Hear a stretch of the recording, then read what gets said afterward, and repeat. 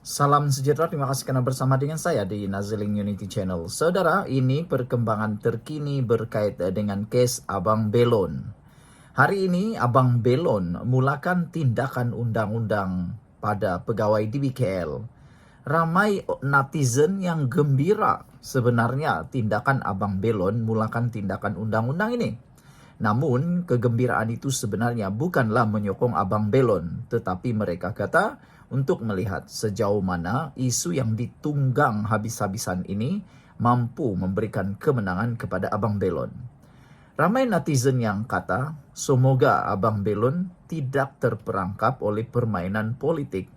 Jangan sampai beliau hanya jadi bahan politik, bahan tunggangan, dan hanya bahan untuk orang-orang tertentu yang ada kepentingan. Ramai yang sebenarnya simpati dengan apa yang terjadi dengan Abang Belon. Dan mereka sebenarnya simpati dengan ketidaktahuan Abang Belon berkait situasi yang sedang menyepit beliau.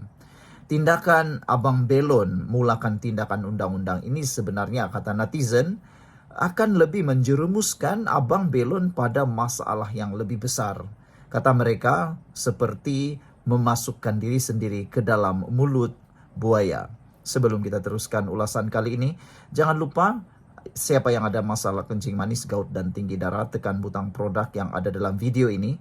Saya kongsikan dengan Anda produk terbaik yang ada di pasaran yang boleh membantu Anda untuk penyakit gout dan juga paling penting harganya murah berbaloi berbanding dengan mujarabnya produk ini.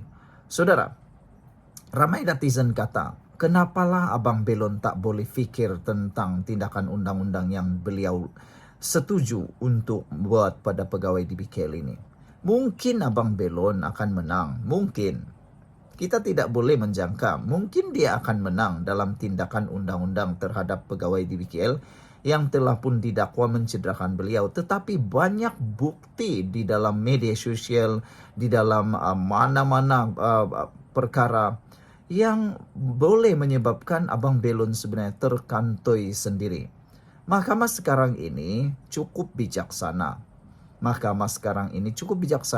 Selain itu, Abang Belon perlu tahu, dia secara terang-terangan pun didapati berniaga tanpa lesen. Itu saja Abang Belon dah kalah. Confirm kalah di mahkamah. Karena tindakan dia sudah mengaku dia tidak mempunyai lesen perniagaan.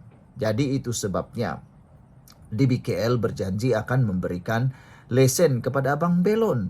Tapi Abang Belon seakan-akan macam masih lagi tak sadar diri bahwa dia memang berniaga haram. Sudahlah berniaga haram, beliau pula walaupun berlaku pergelutan, apa-apa boleh berlaku. Beliau boleh didakwa menghalang penjawat awam menjalankan tugas.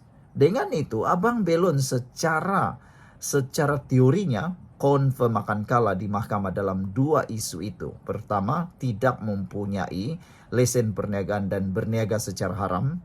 Yang kedua, beliau adalah seorang yang telah mungkin boleh didakwa menghalang penjawat awam menjalankan tugas. Dengan perkara itu, Abang Belon sepatutnya memainkan peranan menang-menang, yang mana beliau tidak perlu disaman dan beliau pula tidak memulakan tindakan undang-undang terhadap pegawai di BKL ini. Tapi tindakan Abang Belon memulakan tindakan terhadap pegawai di BKL ini bolehlah dianggap sebagai menjolok sarang tebuan. Sebenarnya siapalah yang akan untung di dalam kes ini? Adakah Abang Belon yang akan menang?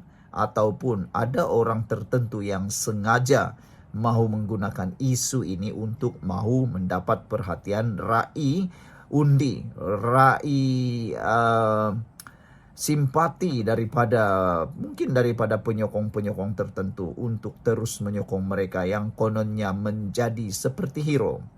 Kata netizen, kalau betul-betul lah nak jadi hero, ramai lagi di dalam Malaysia ini yang berniaga bukan haram, berniaga dengan lesen tapi tak maju-maju. Apa kata itu pula yang dibantu? Peniaga yang haram tak punya lesen, tak payah bantulah kata mereka.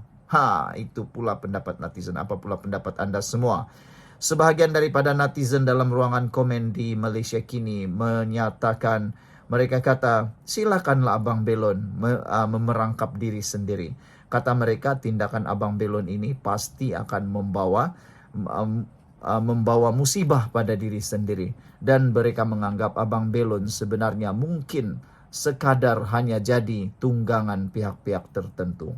Peniaga belon Muhammad Zaimuddin Azlan yang dikatakan mengalami kecederaan susulan insiden kekecohan di Jalan Tunku Abdul Rahman pada 28 Mac lalu sudah memulakan proses perundangan terhadap pegawai penguatkuasa Dewan Bandaraya Kuala Lumpur DBKL.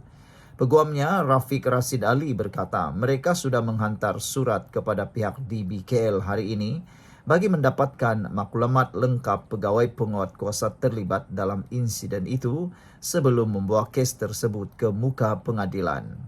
Katanya surat tersebut ditujukan kepada Datuk Bandar Kuala Lumpur, pengarah undang-undang dan pendakwaan DBKL serta kepada pengarah bahagian penguatkuasa DBKL.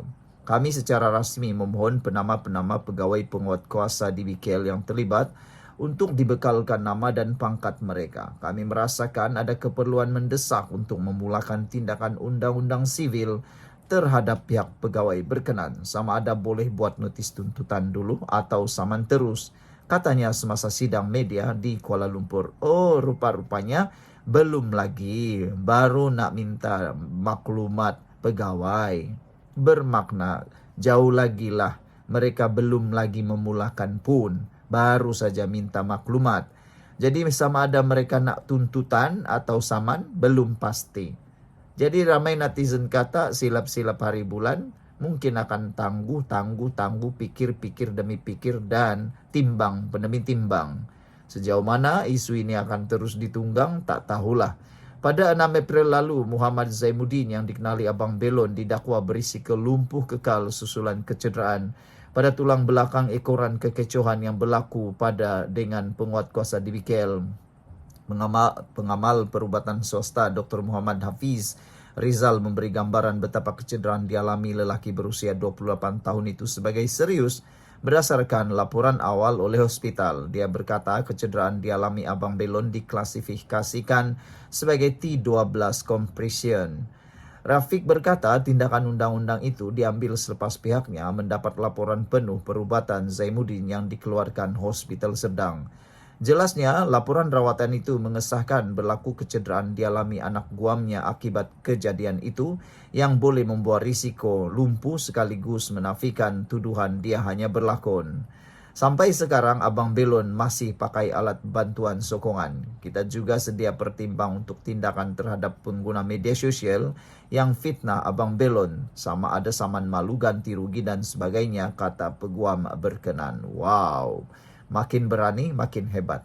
Apa-apapun, silakan teruskan tindakan undang-undang terhadap pegawai DBKL ini. Semoga Abang Belon dapat keadilan dan semoga beliau tidak pula masuk di dalam masalah yang baru.